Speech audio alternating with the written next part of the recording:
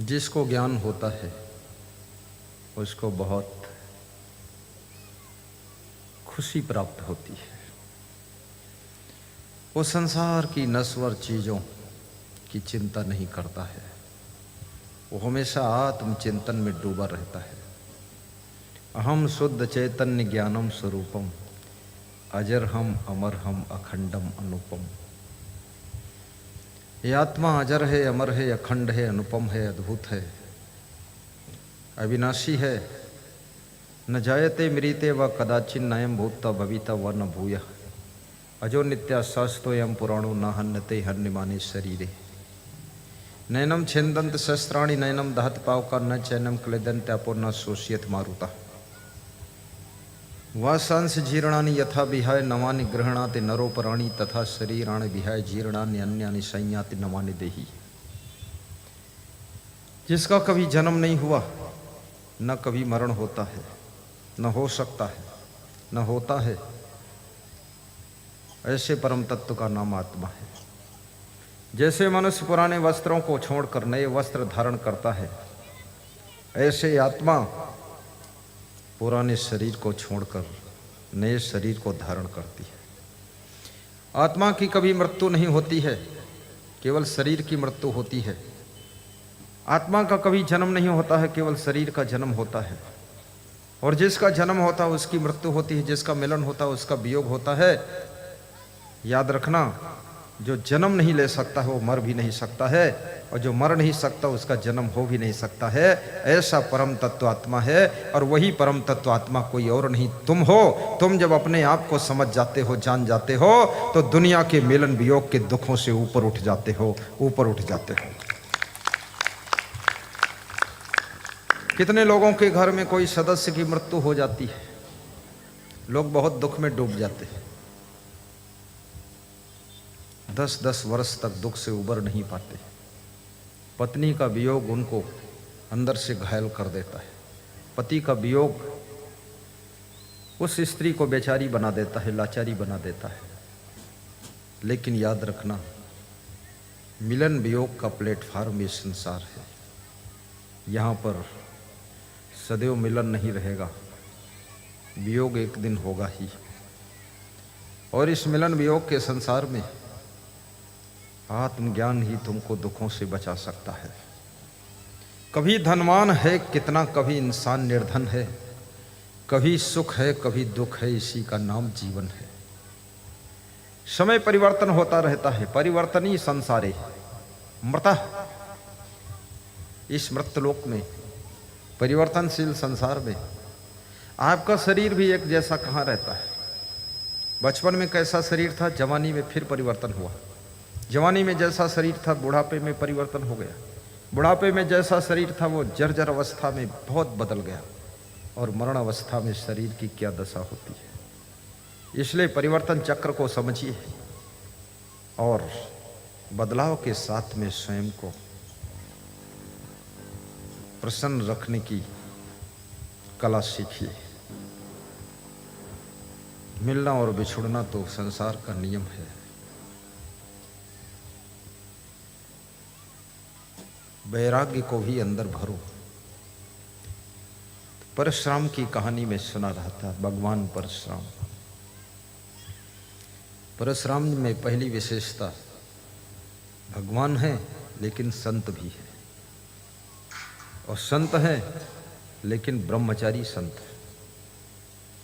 ये विशेषताएं हैं, क्योंकि राम भगवान भगवान है लेकिन गृहस्थ है, परशुराम भगवान है लेकिन संत है,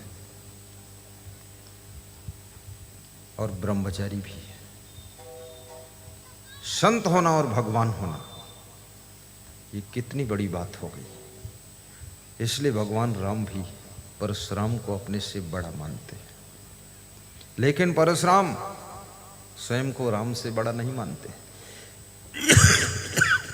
क्योंकि परशुराम में सब अच्छा है, पर उनको क्रोध बहुत आता है।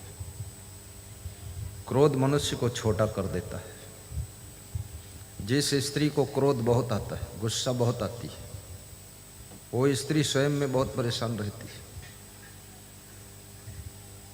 और उसी घर में रहने वाला उसका पति स्वयं में खुश रहता है। क्रोध आपको खुद परेशान कर देता है, गुस्सा आपको उलझन में डाल देती है, और प्रेम और विनम्रता, सहनशीलता आपको खुशियों से भर देती है। इसलिए अपनी गुस्सा को भी कंट्रोल रखिए, अपनी क्रोध को काबू रखिए, क्योंकि जिन जिन लोगों ने बहुत क्रोध किया है उनका संसार भी बिगड़ गया, संस्कार भी बिगड़ गया, और दुनिया में उनको शांति भी नहीं मिली, और परिवार भी बिगड़ गया, कारोबार भी बिगड़ गया।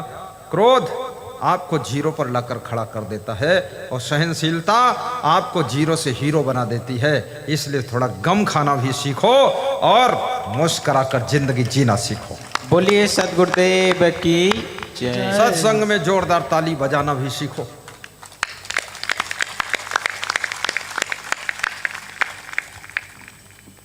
अब तुम सीख गए, होशियार हो गए। लोग डर डर कर बजाते थे ताली, कहीं ज़्यादा बजा दूँ महाराज जी असंतुष्ट न हो जाए। मैं तो इतना खुश होता हूँ, ताली बजाओ, आगे बैठने वाले पीठ भी बजा दो। वो सो रहा बैठा, पीठ पर 2-3 मार दो थपक।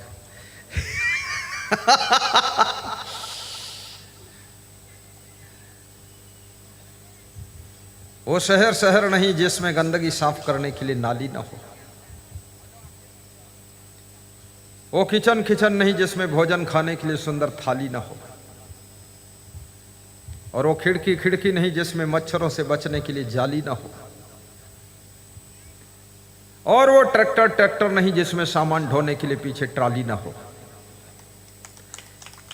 और याद रखना, वो ससुराल ससुराल नहीं जिसमें साला और साली ना हो। वो सभा सभा नहीं जिसमें जोरदार ताली ना हो, जोरदार ताली ना हो।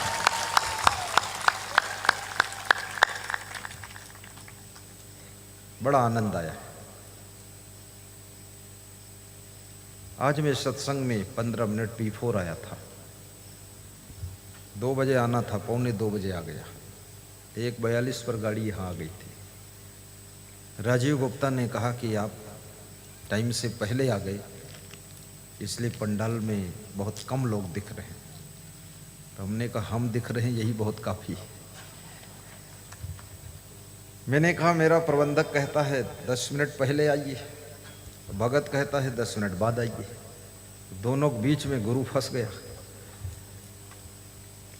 क्योंकि हमारे जो प्रबंधक हैं मंडप के, वे 1 घंटा पहले इस व्यवस्था को रेडी कर देते हैं।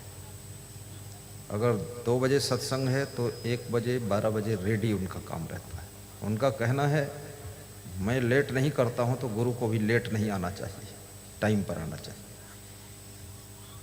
वास्तव में मैं वादा तो नहीं करता हूं कि रोज़ टाइम पर आऊँगा, पर इरादा करूँगा कि रोज़ टाइम पर आऊँगा। वादा इसलिए नहीं करूँगा, कभी कभी हो जाता है मिस, पर इरादा है टाइम पर आने का।